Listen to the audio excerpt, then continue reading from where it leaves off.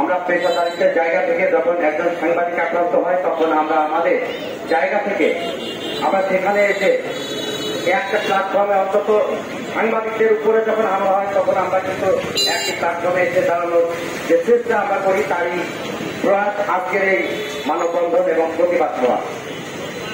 আমাদের পূর্ববক্তাগণ বলে গিয়েছেন যে এমন একটা জায়গায় হামলা হলো যেখানে জেলা প্রশাসন, পুলিশ সুপার কার্যালয় এবং কোর্ট প্রাঙ্গণে এমন একটা হামলা, নেটকারজনক একটা হামলা হলো যেখানে পুলিশের গাড়ি উপস্থিত থাকা সত্ত্বেও সবচেয়ে বেশি হাস্যকর যে বিষয়টা লেগেছে আমার কাছে, যেটা সবচেয়ে বেশি বড় হাস্যকর মনে হয়েছে সেটা হচ্ছে একজন পুলিশ কর্মকর্তা অর্থাৎ বিএসপির একজন পুলিশ সেখান থেকে ফুটেজ নেওয়ার সময় তার ক্যামেরা কেড়ে নিয়ে যাওয়া হয়।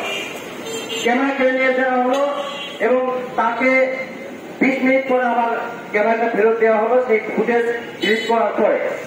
তো আমরা বিচার চাইব কার কাছে, যে এই আসামিকে ধরবে? বিড়ালের গলায় ঘন্টা বাঁধবে কে? রাজনৈতিক তো যে বিষয় হয় সেটা হচ্ছে বলে যে সন্ত্রাসী কোনো গ্রুপের নয়, কোনো দলের নয়, তাহলে এরা কারা ছিল?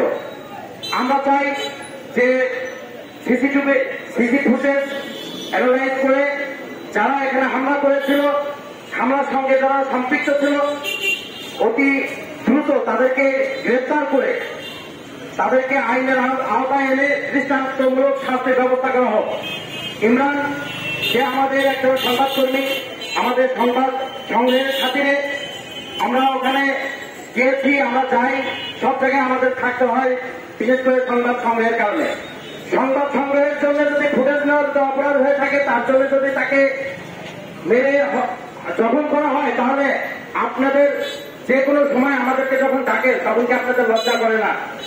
অবশ্যই আমরা চাই এই এখনো যে হীন মনোবৃত্তি আপনারা যদি